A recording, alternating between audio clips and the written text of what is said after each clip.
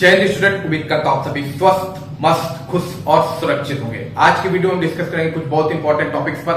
आज हम बात करेंगे UP triple SC junior assistant 3284 की शॉर्ट लिस्टिंग कब तक आएगी, क्या उसकी एग्जाम डेट हो सकती है, उस पर अपडेट लेंगे। इसके अलावा UP triple SC junior assistant 1262 का रिजल्ट कब तक आएगा, आईटीआई इंस्ट्रक्टर 2015-16 की भर्ती को लेकर जो अपडेट है उस पर भी बात करेंगे। इसके अलावा मुख्य सेविका कोर्ट केस में क्या धांधली हुई है, भर्ती में पैसा चला है, ऐसे बहुत सारे कमेंट्स मेरे प्रीवियस वीडियो पे थे, तो उस पर भी बात की जाएगी। उसके अलावा क्या मुख्य सेविका की कोर्ट जाने से स्टे लगेगा, स्टे लगता है कि नहीं लगता, उस पर भी बात की जाएगी। इसके अलावा मुख्य सेविका में ट्रेनिंग पीरियड क्या होती है, सैलरी कितनी मिलेगी, ज्वाइनिंग कब तक होगी, इन सब पर बात करेंगे। उससे पहले चैनल पे जो नए हैं चैनल को लाइक और सब्सक्राइब कीजिएगा, वीडियो अच्छा लगे तो लाइक जरूर कीजिएगा, शेयर कीजिएगा। इसके अलावा मेरे इंस्टाग्राम चैनल को फॉलो करने के लिए इंस्टाग्राम का लिंक डिस्क्रिप्शन बॉक्स में मेंशन है, आप वहां जाकर मुझको फॉलो कर सकते हैं। मेरे टेलीग्राम चैनल को फॉलो करने के लिए मेरे टेलीग्राम का लिंक डिस्क्रिप्शन बॉक्स में अवेलेबल है, आप वहां जाके मेरे टेलीग्राम चैनल को भी फॉलो कर सकते हैं। चलिए चलते हैं वीडियो की ओर। तो सबसे पहले बात कर लेते हैं जूनियर असिस्टेंट 3284 पदों को लेके कि इसकी शॉर्ट लिस्टिंग कब तक आएगी। तो देखिए इसकी जो शॉर्ट लिस्टिंग है आपकी आ सकती है, ठीक है, 15 जुलाई से 20 जुलाई के बीच में, ठीक है, 15 जुलाई से 20 जुलाई के बीच में आपको इसकी शॉर्ट लिस्टिंग देखने को मिल जाएगी, ठीक है, यानी इसी मंथ आपको इसकी शॉर्ट लिस्टिंग देखने को मिलेगी 15 जुलाई से 20 जुलाई के बीच में। और लगभग मान के चलिए 1,70,000 के आसपास लोगों को लगभग बुलाया जाएगा इस एग्जाम को देने के लिए, ठीक है। 2 लाख से ऊपर बच्चों ने फॉर्म भरा है, ज्यादा बच्चों को बाहर नहीं निकाला जाएगा, लगभग 1,70,000 बच्चों को बुलाया जाएगा, कॉलिंग दी जाएगी एग्जाम में देने के लिए, ठीक है। एग्जाम का पेपर का जो आपका फॉर्मेट है वो ऑलरेडी आप देख सकते हैं। 55-12 का जो एग्जाम हुआ है उसमें आप देख सकते हैं कि जूनियर असिस्टेंट 55-12 में कैसे आपका पेपर आया था। 5 ऑप्शन का पेपर आता है, क्या क्या पेपर में आया था, किस तरह का पेपर आया था, आप देख सकते हैं 55-12 का पेपर, ठीक है। तो आपके लगभग 1,70,000 बच्चे लगभग तैयार रहे इस एग्जाम को देने के लिए। शॉर्ट लिस्टिंग आपकी 15 जुलाई से 20 जुलाई के बीच आपको देखने को मिल जाएगी, ठीक है। और इसके अलावा जो इसकी एग्जाम डेट है, ठीक है, जो एग्जाम डेट इसकी पड़ेगी वो लगभग मान के चलिए पेट का एग्जाम कंडक्ट होने के बाद ही अब आपका एग्जाम होगा। जो पेट 2025 है इसका एग्जाम कंडक्ट हो जाएगा, उसके बाद ही आपका एग्जाम होगा। मान के चलिए लगभग अक्टूबर नवंबर के पास आपका एग्जाम कंडक्ट होने के चांसेस है, क्योंकि अब आयोग जो है इस एग्जाम पर भिड़ गया है। इस एग्जाम के बाद ही अब कोई भी एग्जाम कंडक्ट होगा, इससे पहले अब कोई एग्जाम कंडक्ट नहीं होगा। आयोग का पूरा फोकस पेट 2025 पर लगा हुआ है, तो पेट 2025 के बाद ही कोई भी आयोग नया एग्जाम किसी भी भर्ती का कंडक्ट कराएगा।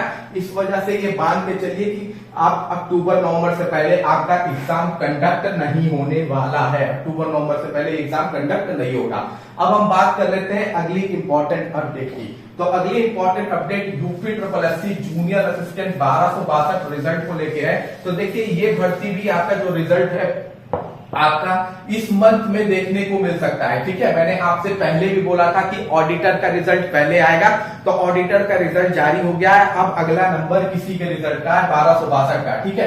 तो 1262 का रिजल्ट भी आपको कभी देखने को मिल सकता है, हो सकता है इसी मंथ देखने को मिले या हो सकता है अगले मंथ में भी जा सकता है, ठीक है। यूपी ट्रिपल एससी से अगले मंथ में भी ले जा सकता है, लेकिन अब अगला रिजल्ट जो भी होगा ये आपका जूनियर असिस्टेंट 1262 का ही रिजल्ट होगा।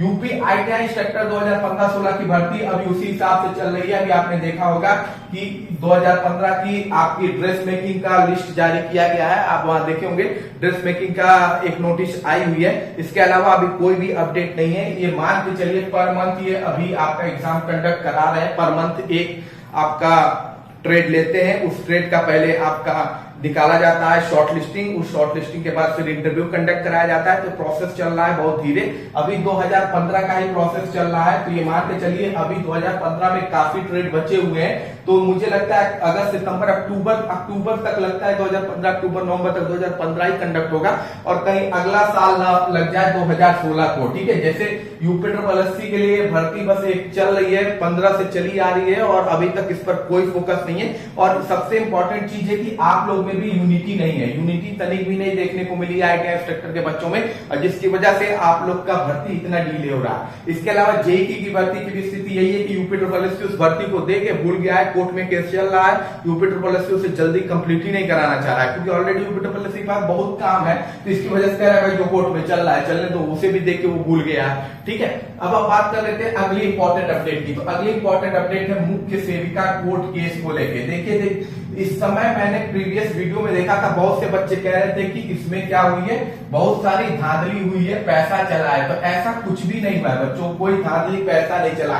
प्रॉब्लम कहां पे है ना, आप लोग परेशान हो जाते हैं कि नंबर हमारा इतना था तो नहीं हुआ है, जबकि कम वालों का हो गया है। तो मैंने आपको शुरू से समझाया कि नॉर्मलाइजेशन में ऐसा ही होता है। ठीक है, नॉर्मलाइजेशन में ऐसा ही होता है। बहुत से बच्चे कहे कि सर नॉर्मलाइजेशन नाइंसाफी है, इस पर हम केस करेंगे, तो कोई इसका मतलब नहीं है। मैंने आपको पहले भी बताया था, जब इसको लेके सब बोल रहे थे कि कोर्ट में जाएंगे जाएंगे, मैंने उस समय भी आपको समझाया था कि नॉर्मलाइजेशन को लेके सुप्रीम कोर्ट तक का भी जजमेंट है और वो जजमेंट नॉर्मलाइजेशन के फेवर में है। ठीक है, तो आप अगर इस केस को लेके भी जाते हैं तो उसका कोई मतलब नहीं होता है, कोई नाइंसाफी नहीं है। 2010 से ये सेंट्रल गवर्नमेंट में बच्चे झेल रहे हैं और अब आपके स्टेट गवर्नमेंट में भी नॉर्मलाइजेशन का मेथड आ गया है, जिसकी वजह से आप लोग को परेशानी देखने को मिल रही है। बहुत से लोग कह रहे हैं कि कई सारी भर्तियों में ऐसा देखने को नहीं मिला था।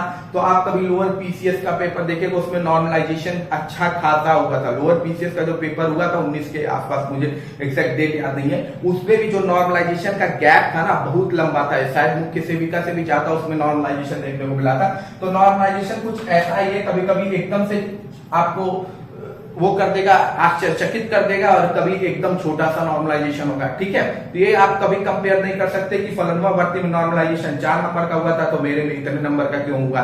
ठीक है, तो नॉर्मलाइजेशन को लेकर जो मैटर है वो फर्जी है, आप मत इस पर केस कीजिएगा, क्योंकि आपके पैसे बर्बाद होंगे और कुछ नहीं होगा नॉर्मलाइजेशन को लेके।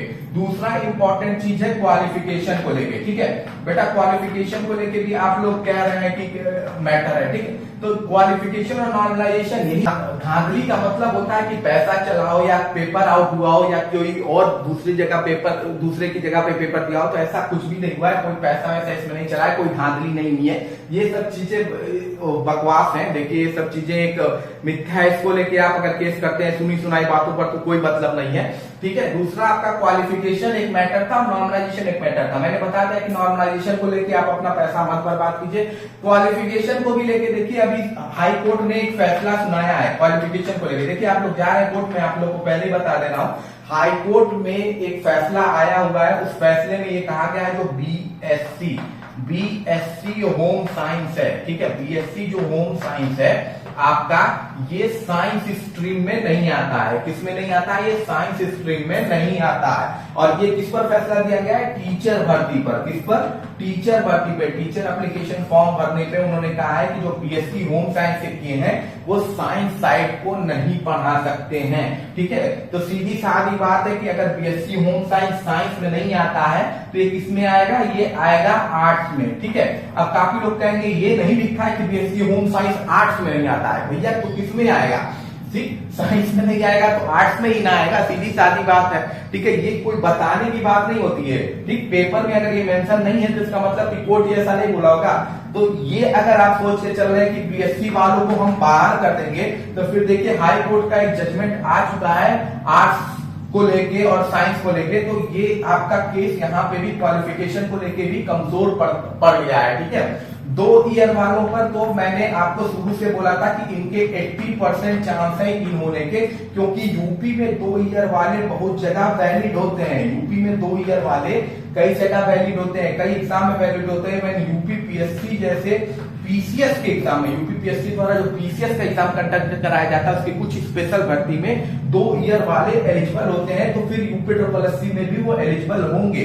ठीक, तो ये टोटल चीजें हैं। आपका क्वालिफिकेशन को लेके भी आपके चांसेस मैं बता दूं कमी है।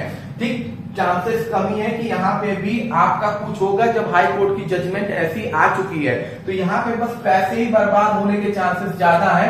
ठीक है, पैसे बर्बाद होने के चांसेस ज्यादा है। दूसरा, जिनका एग्जाम निकल गया है कि अगर कोर्ट गए तो क्या स्टे लग जाएगा?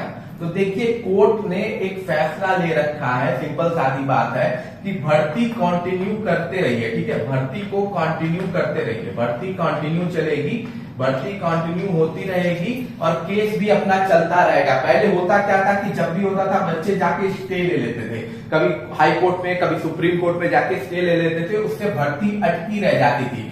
तो हाई कोर्ट और सुप्रीम कोर्ट ने एक अपना लगाया कि भैया ठीक है, केस आता है तो केस की सुनवाई चलती रहेगी और भर्ती की प्रक्रिया भी पूरी होती रहेगी। ठीक है, बाद में जो जजमेंट आएगा उस हिसाब से फिर अपना फाइनल कर लेंगे। अगर ज्वाइनिंग भी हो जाती है, अगर जजमेंट आ जाता है तो फिर ज्वाइनिंग से हटाया जाएगा, सीधी सादी बात है। लेकिन भर्ती रोकी नहीं जाएगी ताकि बहुत से बच्चों को इसका नुकसान ना हो। तो स्टे नहीं लगेगा, स्टे के प्रोसेस चलते रहेंगे। ठीक है, आपका प्रोसेस चलता रहेगा। हो सकता है बहुत इंपॉर्टेंट सिचुएशन आ जाती है, तो ऐसी सिचुएशन में वो बोल सकते हैं कि ठीक है अभी ज्वाइनिंग कुछ दिन के लिए रोक दीजिए। तो ऐसे में क्या होगा, अगर ऐसा कहते हैं कि स्टे लगाते हैं कि ज्वाइनिंग रोक दीजिए, तो वो हो सकता है कि सुनवाई जल्दी कंडक्ट करते हैं। ठीक है, सुनवाई जल्दी कंडक्ट करते हैं, फैसला जल्दी कंडक्ट कर ले।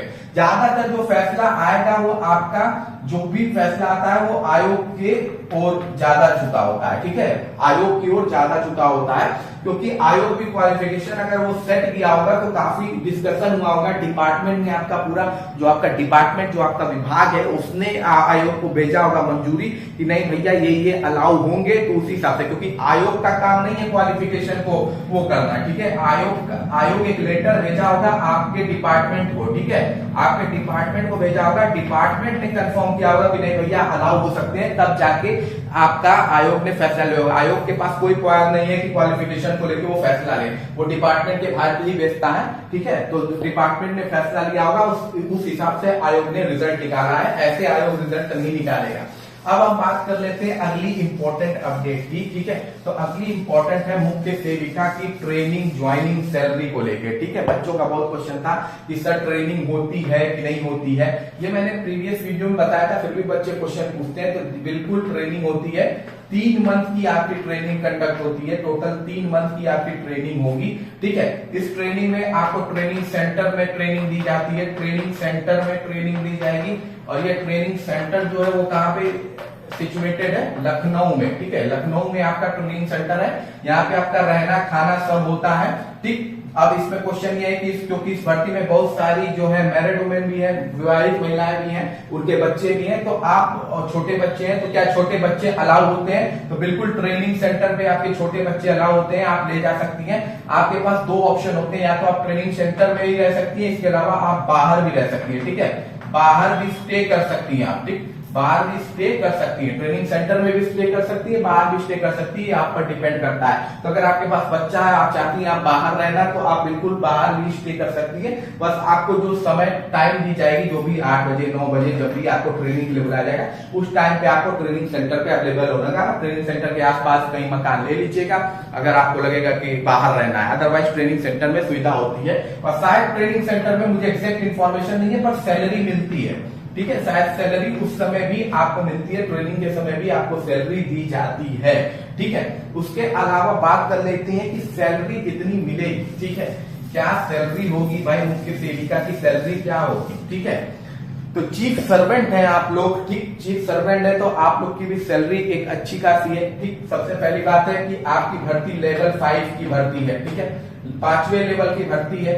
लेवल 5वें पे आपका जो ग्रेड पे दिया जाएगा, वो ग्रेड पे क्या आपका जो ग्रेड पे है, ग्रेड पे, तो ग्रेड पे आपका 2800 रुपए है, 2800 रुपए का ग्रेड पे है। ठीक, 4200 तक ग्रुप सी में आते हैं, 4200 तक जो ग्रेड पे होता है वो ग्रुप सी होता है। उसके बाद ग्रुप बी यानी ऑफिसर्स की पोस्ट शुरू होती है। तो आप लोग का ग्रेड पे 2800 ग्रेड पे है। ठीक, उसके अलावा जो आपको बेसिक पे मिलेगा। ठीक है, बेसिक पे जो आपकी होगी, बेसिक पे आपकी जो लगभग होगी वो लगभग मान के चलिए कि 29,200 रुपए होगी। कितनी होगी? 29,200 रुपए आपकी बेसिक पे होगी। ठीक, उसके बाद आपका उसके बाद आपका डीए लगता है।